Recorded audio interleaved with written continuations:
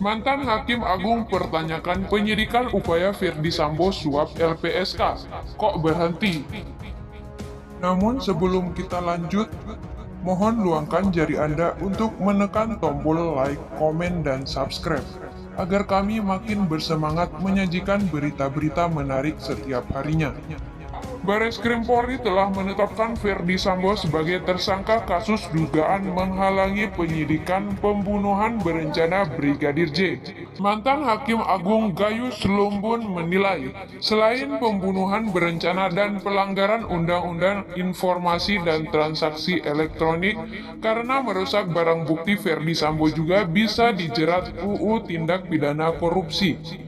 Gayus mengingatkan, anak buah Firdy Sambo pernah berupaya memberi suap kepada pengawal pegawai Lembaga Perlindungan Saksi dan Korban untuk menerima permohonan perlindungan Putri Chandrawati.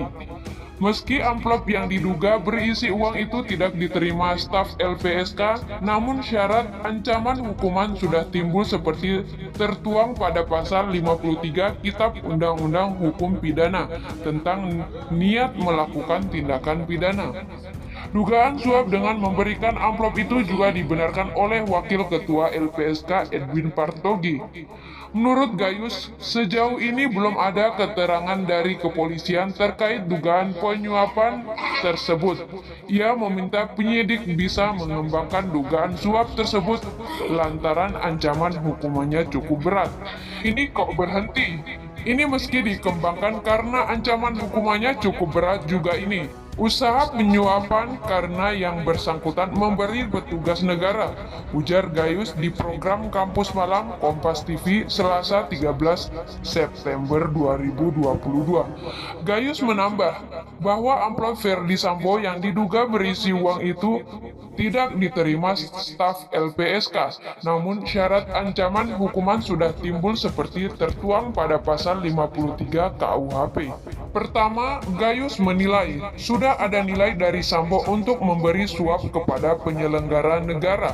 Hal ini sudah masuk dalam sikap batin pelaku pada saat melakukan perbuatan atau niat jahat. Kedua, adanya esensi dari kejahatan itu sendiri atau perbuatan yang dilakukan. Menurut Gayus, Sambo telah melakukan perbuatan dari apa yang direncanakannya. Tidak terjadi bukan karena niatnya sendiri, tapi dari pihak lain karena ditolak oleh LPSK. Itu hukumannya hanya dipotong 1/3 dari ancaman hukuman karena memenuhi syarat atas percobaan seperti pasal 53 KUHP, ujar Gayus. Lebih lanjut, Gayus menilai masih banyak sangkaan yang bisa diterapkan penyidik terhadap Firdy Sambo. Salah satunya dugaan gratifikasi. Hal ini dikaitkan dengan laporan harta kekayaan penyelenggara negara Firdy Sambo yang tidak lengkap. Belum lagi dugaan penyalahgunaan senjata sebagaimana diatur dalam UU Darurat Nomor 12 Tahun 1951 yang mengatur tentang senjata tajam.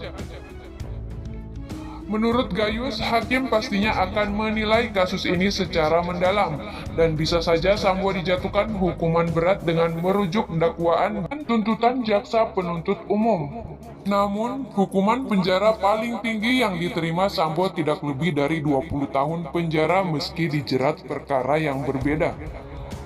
Hukum kita tidak mengacu jurisprudensi yang bisa menghukum sampai 100 tahun lebih. Hukuman maksimal kita 20 tahun. Kalau pasal 338, hukuman maksimal 15 tahun. Kalau ditambah UU ITE tetap tidak lebih dari 20 tahun, ujarnya. Mungkin itu saja yang dapat kami sampaikan. Jika ada salah kata, mohon dimaafkan. Karena kesalahan datang dari saya pribadi yang tak luput dari salah dan dosa.